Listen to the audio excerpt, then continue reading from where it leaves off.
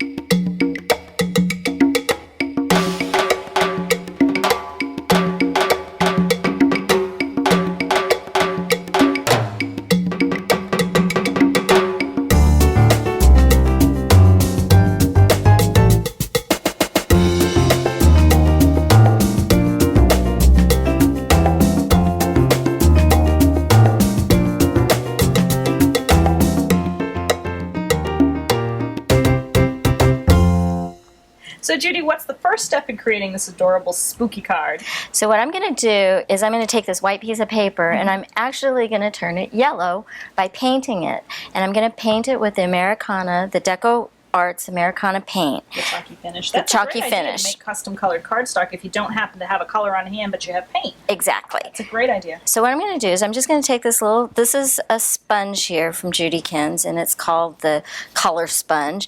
And I just pull it right on the paper. What a nice smooth effect. It's really smooth. I'm going to pick this up off of the lid here. Polka dots with it. Absolutely.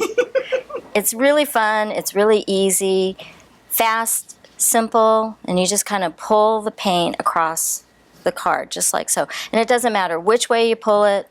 It's going to dry evenly. It's going to dry evenly. I love the soft effect of a chalky finish paint. It's almost looks like suede to me when it's dry.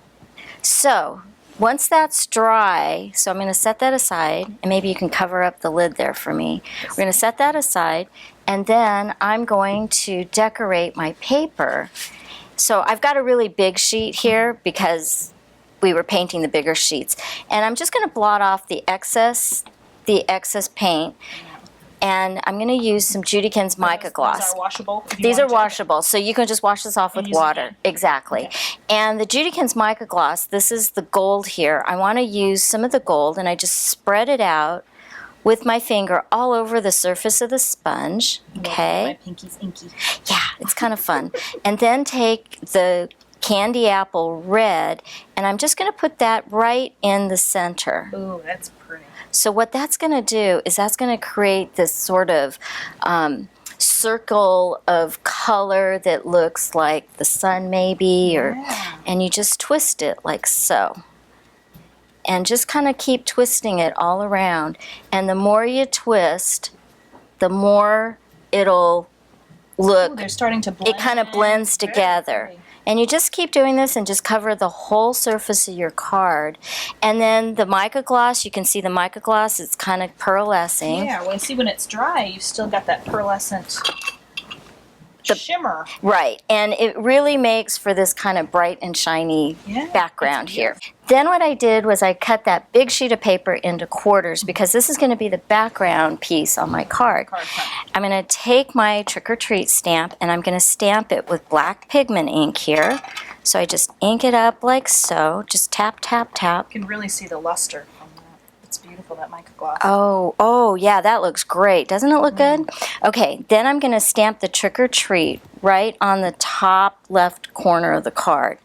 You don't want to rock it too much. And now this doesn't look great. It's not a perfect stamping, but that's going to be okay because we're going to emboss it. So I'm going to take my little tray and my embossing powder. I still love this technique. And I'm going to pour the embossing powder on. We're going to shake off the excess and see how that kind of filled in all of the little gaps. Areas and then what you're going to do is you're going to heat it to emboss it. So I just take my heat gun and just let it heat up. Sometimes it's easier to hold it up so you can see what's melting. When the magic starts to happen, it's still exciting every time. It's kind of fun, isn't it?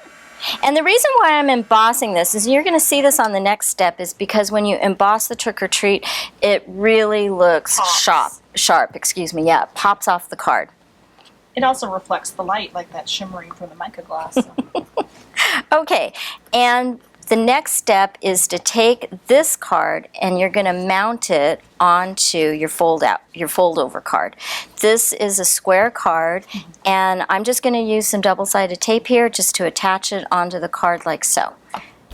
So what's the next step to make our little treat pocket, Judy? So I'm going to make the little card that holds my little treat, A little insert. my little candy, and what I'm using is a Sizzix Thinlit. So it's these really thin little dies, They're wafer thin. on another piece of that cardstock that I painted. Chalk painted.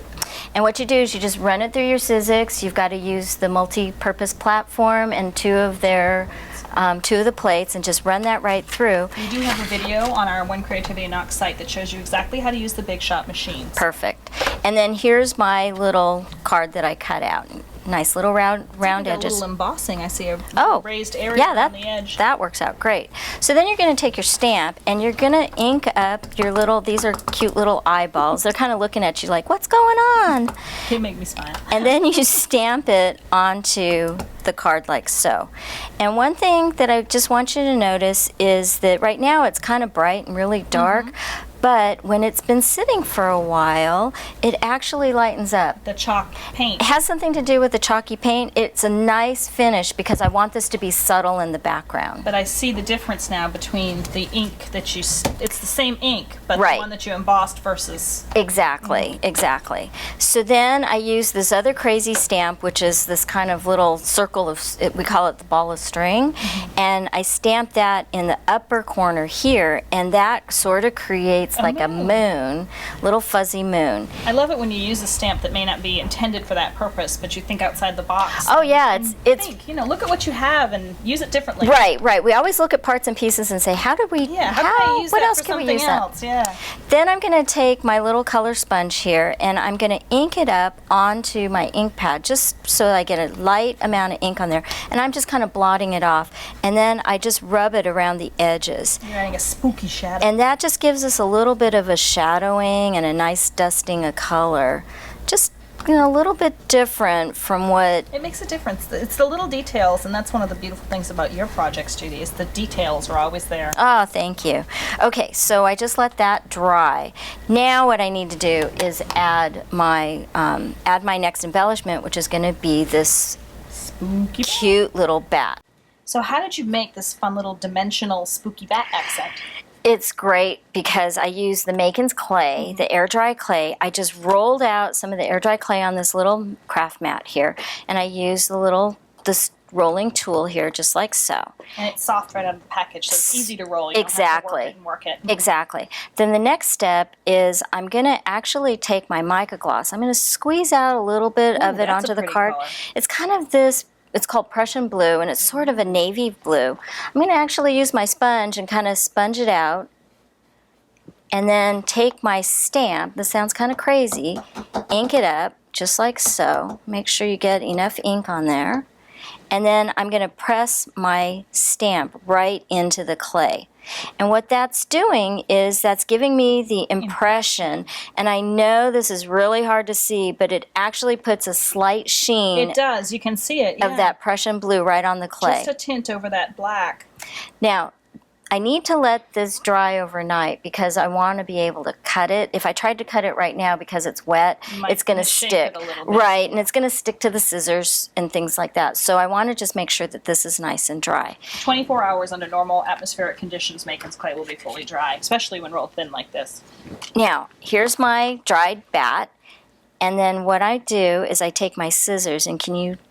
It cuts beautifully. It cuts. Stays flexible, and it's very lightweight when it's dry, so you can cut it with scissors like this. And you can see it cuts really easily, and what I love about it is that, like you said, it stays flexible, so you almost feel like you're cutting a piece of paper. So you just kind of cut around like that. It's a great way to make dimensional accents for paper crafts, because it's acid-free, too. It's safe for memory books. Perfect. So I cut around the little ears, just like so.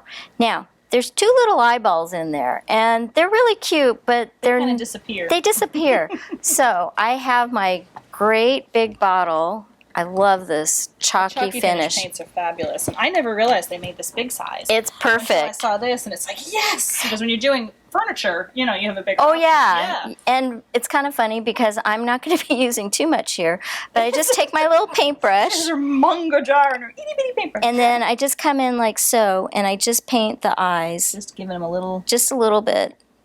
He's got bigger eyes than what the stamp is, but that's okay. And then I'm working backwards, so. And then you come back in with your little card here, and I'm just going to use the tacky glue. It's the perfect glue. It holds it beautifully. It to hold the Makin's clay wonderfully. Yeah. Right. And then I have my little candy, and I think my candy... I might ate it. Oh, it's right here. Oh my goodness, that would be so funny, Cindy. Okay, so I took my little candy and I glued that onto the card. Did the tacky glue hold that too? Tacky glue holds that on perfectly. So that's my finished little insert. He's so cute. You can even fold his, did you glue his little arms down? Because his little arm. Oh, well, I could pick him up. We could make his little wings pop up. So now we have this nice dimensional bat here. That is so cute. Okay, so we need to make the little pocket next. To hide our treat. Yes. So you altered this die to make this little pocket three-dimensional. Correct. The way that this die comes is the pocket is flat for the card. But because I've got that little piece of candy in there, we want to make it just a little more dimensional. So I added a gusset to it. So I just run...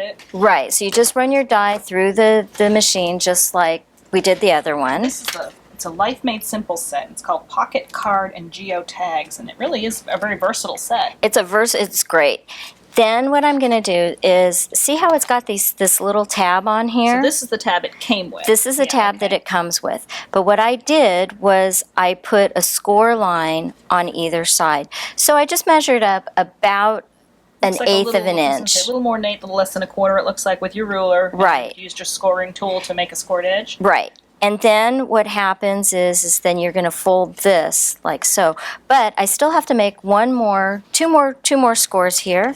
So what I did was I scored again. So here's the center, and I took my ruler and I measured down an eighth of an inch on one side and an eighth of an inch on the other side, on the back, and then that's going to create this little gusset in here. So it's like the mountain fold, valley fold? Mountain and valley fold. So I have my mountain and then my little valley fold. I'm going to fold it together like so, and it creates this cute little pocket. That's really smart. Isn't that great? Really smart. I can't take the credit for that because my friend Joyce Hazen is just fabulous with some of these creations. She makes the most beautiful things. So what I want to do next is I want to stamp this gate on here. So I have my little stamp. That's the Parisian gate, isn't it? It's the Parisian gate. I love it. And you want to just line up this bottom edge along that fold. And then see this little tip on the top of the gate? Then I kind of match that up with the center. Smart. So it's pretty easy to line up and stamp. The next thing is I want to highlight, just add that extra dimension on here. The spooky shadows. It's the spooky shadows. So I'm going to take my little duster and I want to you can actually fold this in to make it a little easier and just kind of brush around the edges like so. Darkness is closing in. And you don't want to push too hard because see how I created that little line there? So just be a light touch. Light touch all the way around. Just like this. And then see that creates a little more, and I forgot around the edges. Like, you went up around the edges. So then you open up the inside and we're going to run around these edges as well. There we go. And the tacky glue, the beacon tacky glue. And then I use the beacon tacky glue. You're just gluing those tabs to the back, right? Tabs to the back, just like so, right here along this one edge. And then on the back here of the card, you just attach that to my other card. The card. Yes. So, just so you can kind of see, then what I did was I attached it on, slid in my other treat. Pull-out tab with the treat inside. And away you go. So clever. If you would like, you can eat that candy now. Well, I'll share. So, get ready for Halloween. Trick or treat. We hope you've enjoyed When Creativity Knocks, All-Star Designers Holiday Series. Like us on Facebook, follow us on Twitter, and pin us on Pinterest. And don't forget to follow the link on our home page to fill out the entry form, and you'll be eligible to win a prize package full of products from all of our series sponsors.